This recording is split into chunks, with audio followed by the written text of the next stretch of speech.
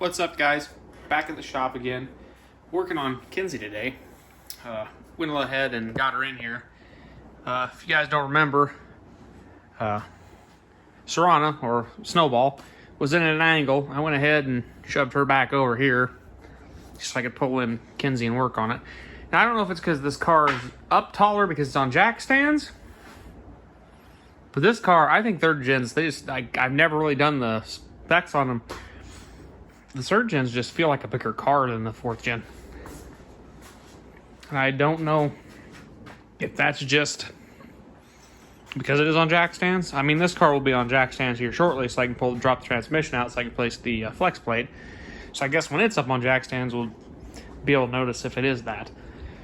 But anywho, right now I tore out the V6 fan because I have a set of Z28 fans back here that we're going to throw in it because that fan wasn't working, and we might as well upgrade to dual fans because I had some out of that Z28. So I'm going to end up depinning the one out of the parts car, and because this one's burnt right down there. And this was what I did back in high school, so this was kind of janky. It worked, but yeah, we're definitely going to get rid of it and do it right. I'll do 2 relays in here and 2 fans. I think, yeah, we'll end up using a couple extra pins out of the other fuse block and add dual fans and whatnot. I have a cover too, I think. So I'll have to check out the schematic because this shows you the dual fans because of the same fuse blocks they use in the Z28 has the dual fans. We'll just wire them in, and I'm going to come out of the relays with new power wire going straight to the fans. I thought about running 2 auxiliary relays as well for them. But yeah, this car had no coolant in it apparently because I was able to take the upper radiator hose out and not a drop came out. So, you know, we're going to hopefully be able to slide the Z28 fans in there. And yeah, probably going to slide them in there. And then I got to get the car up in the air. I'm just going to put the intake back on, or at least cover up the throttle body. I just can't get over how cute and small that throttle body is. I can't believe I thought this was a powerful beast back in the day, but it really didn't. It was pretty ungodly slow because of the 305 Camaro I had that would knock socks off this car. But this car is fun to drive, and I think with it I'm going to do something a little different. Instead of V8 swapping it right away, I'm going to go ahead and build the suspension, do brake, suspension, and kind of get the car sound with the 3800, or not 38, the 3400 in it. If I had a 3800 in it, I'd just put a turbo on it and call it a day. But I'm going to run the 3400. Hopefully it will last. I got a disc breaker in because this car has drums in the rear. I have a disc breaker in out the Z28. I'm going to put that in it probably. I want to do ABS delete and line lock and have that stuff all done. Like I said, do suspension, brakes. I'd like to do a set of coilovers on this car. I found a set of wheels and tires I'm going to go with. I'm going to probably get them ordered here after. I want to get it driving. I'm going to drive it around the block a little bit, make sure the engine's going to stay running and stay sound. Do a general service on it, oil change, whatnot. Like to figure out where the AC leaks. Fix that, maybe have air conditioning because this car never had air conditioning when I had it. Do a little cosmetics to it probably. Gotta get carpet and stuff for it. Just clean out the insides, clean out all the poor center console, and I gotta fix it because it's broke. But everything, just kind of give it degrossify it.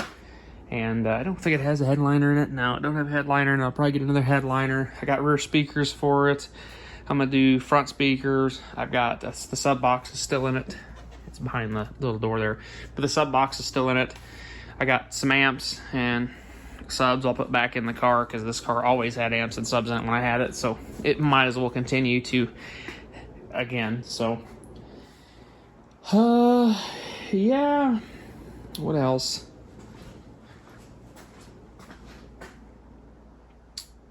Yeah. I don't know. Let's go ahead and try to jam these fans in here. They're a little dingy, but they kind of go with rest of the car right now, so we'll clean them up later. Hoping I can sneak them in. Hoping. Keyword there is hoping.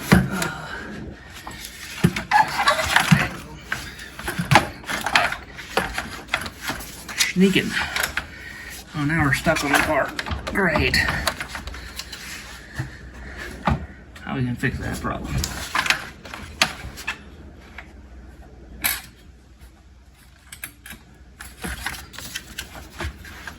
Okay. Where do you not have an issue? There we go. There we go. Totally missed where we needed to go, but you know.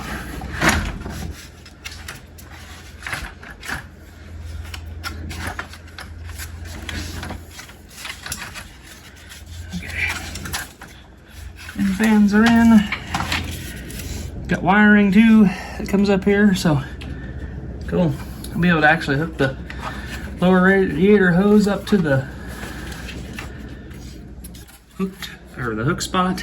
Go ahead and throw this back on. I think that's how that's supposed to go.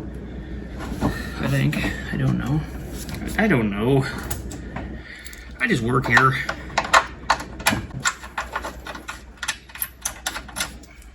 Yeah, that's a step in the right direction. Getting this car running. I'm gonna get it running, and I'm going to get a transmission dipstick tube because that's broke. But I'm gonna get it running, and it's gonna get a total overhaul for as cleaned anyways.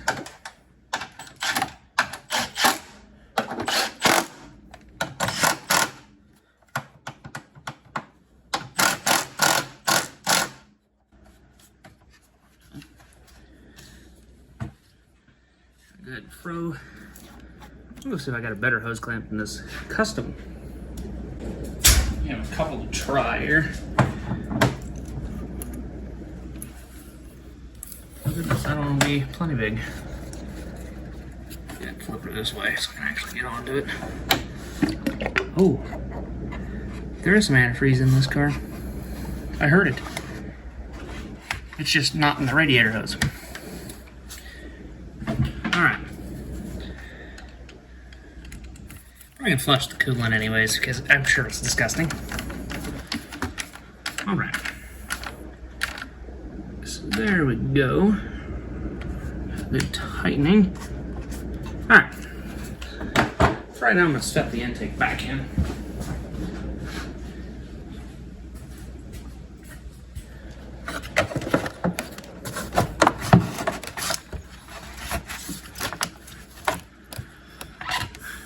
Set the intake back in. There we go. Not set it on the fuel lines. And then snug up this hose clamp. Break that hose clamp, okay, good deal. Plug the intake air temperature sensor back in, because in this car being a speed density style tune, that is important. Plug the PCV vent tube back in. MAF's not used in this car. This is actually a Z28 airbox and tube. So if you need one, the Z28 one works. You just have a MAF doing nothing. So good to know if you need to know. All right, let's get this thing jacked up. Alright, fun and enjoyment. I've already crawled in here. Broke this plastic piece for the old Z28 radiator hoses. And broke that, so I'm going to have to get a deal to build or to clamp that, but that won't be a problem. Gonna have to reroute my lines because I like to rub on this hose a bit. Crawled down here, did a simple inspection. This was the bolt and the starter right there. Yeah, that's not correct. And I don't even think that one's the correct bolt either. So I'm going to go ahead and get 2 of the correct bolts for the starter. Probably some grade 5 or grade 8s. Probably grade 8s, might as well. I'll just put them in here. Gonna have to bend that back. This is one of the reasons here Well, actually, this is the main reason why I've got to pull the trans. I don't know if you guys can really see up in there real well. You can kind of see it. You can see them bolts are backed off a bit. You can kind of see. Yeah, that's not tight. Feels pretty tight, but it's not. Then if you come back here, we have a Bluetooth transmission mount currently being pushed up by the torque arm. So we're going to go ahead and we'll jack the rear end up a bit and pop the torque arm loose. But yeah, we got a new one of these that's not so two-piece. And I'll end up just dropping this member. And yeah. The exhaust, I think it's just this loose. So I think I'm just going to tighten them nuts for right now. If I can get the exhaust to stop leaking, we won't worry about the headers. But if I can't get the exhaust to stop leaking, we'll do the headers. But for right now, I think I'm just going to drop the transmission. Well, I actually got a bolt torque converter, take the flywheel off, replace it, get a couple starter bolts, replace the transmission mount, and then I notice back here, or yeah, right here, this line's deteriorated and just completely fallen apart. So I'm gonna go ahead and just take the clamp off that, get a couple of clamps, and just replace that hose. Yeah, she's full of dirt.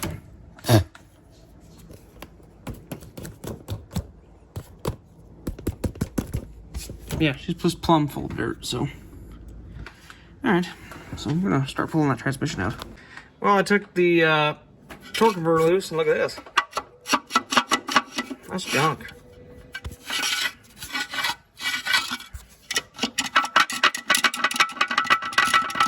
Yeah, that's not good. So we're gonna pull this transmission down so we can get to this flex plate.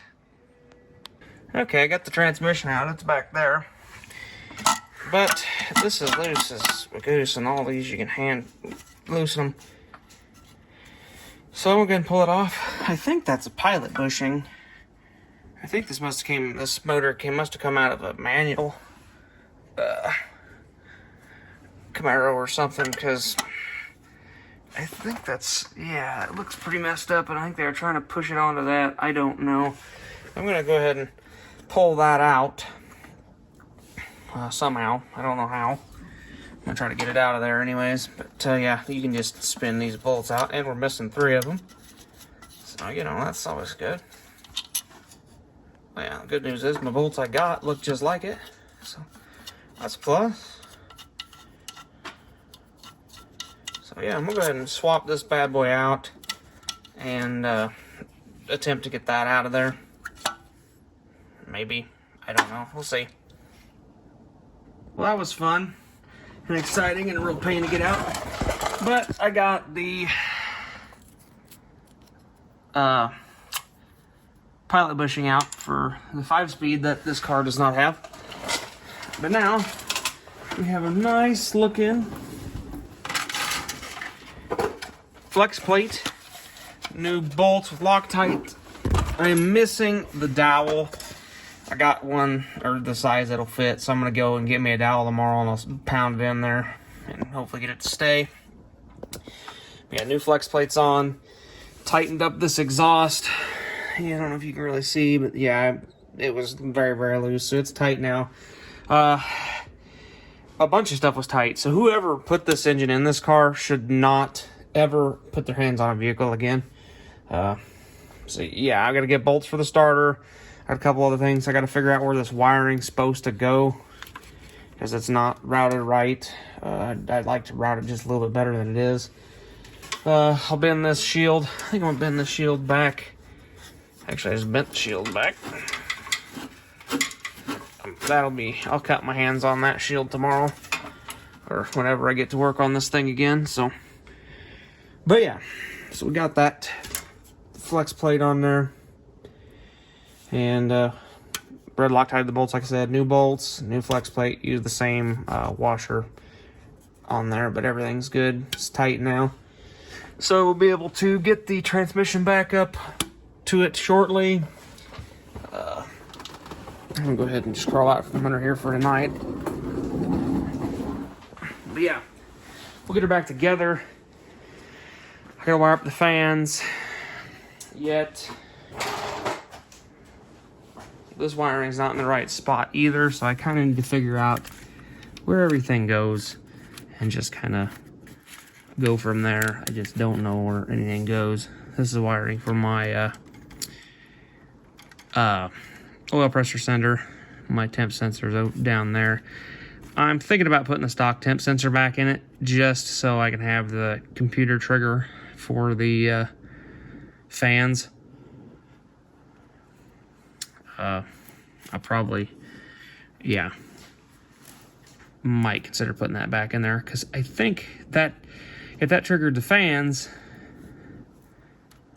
that's not even tight either.